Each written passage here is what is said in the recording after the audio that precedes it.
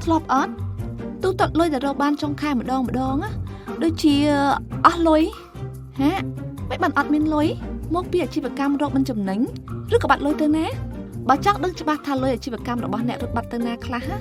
អ្នកត្រូវតាមដានកំណត់ត្រាអាជីវកម្មឲ្យបានច្បាស់លាស់ទើបអាចរកពីមូលហេតុឃើញ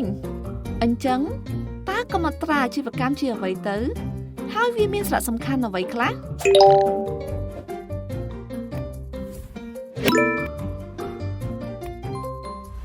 កំណត់ត្រាអាជីវកម្មគឺជាការកត់ត្រាទុកចំណូលចំណាយប្រចាំថ្ងៃរបស់អាជីវកម្មអ្នកវាមានសារៈសំខាន់ណាស់ព្រោះវាជួយគ្រប់គ្រងចំណូលនិងចំណាយបានល្អដើម្បីដឹងថាអ្នកចំណេញឬក៏អត់ជួយដល់ការវិភាគពីលំហូរសាច់ប្រាក់ក្នុងអាជីវកម្មដើម្បីឲ្យដឹងថាសាច់ប្រាក់របស់អ្នកនៅកន្លែងណាខ្លះជួយឲ្យការសម្រេចចិត្តរបស់អ្នកក្នុងអាជីវកម្មនិងការធ្វើផែនការបន្តមានប្រសិទ្ធភាពជាងមុន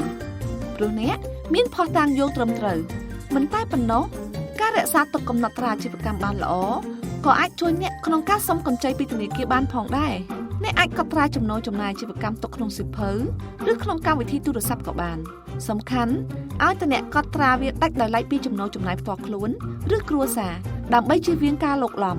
ដើម្បីកត់ត្រាចំណូលចំណាយអាជីវកម្មរបស់អ្នកឲ្យមានប្រសិទ្ធភាពអ្នកត្រូវធ្វើតាមគន្លឹះមួយចំនួនដូចខាងក្រោម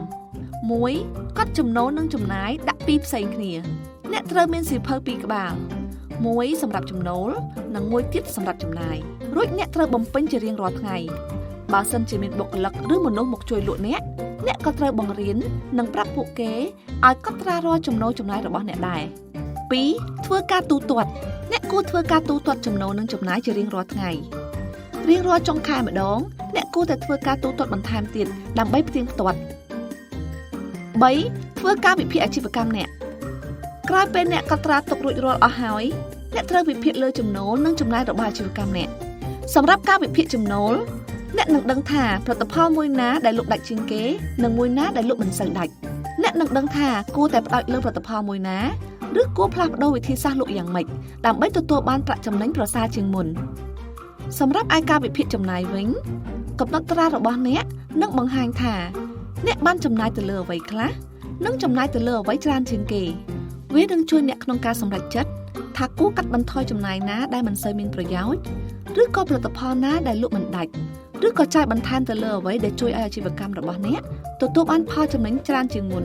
ដូចជាការធ្វើ promotion ឬការផ្សព្វផ្សាយពីហាងជាដើមសរុបមក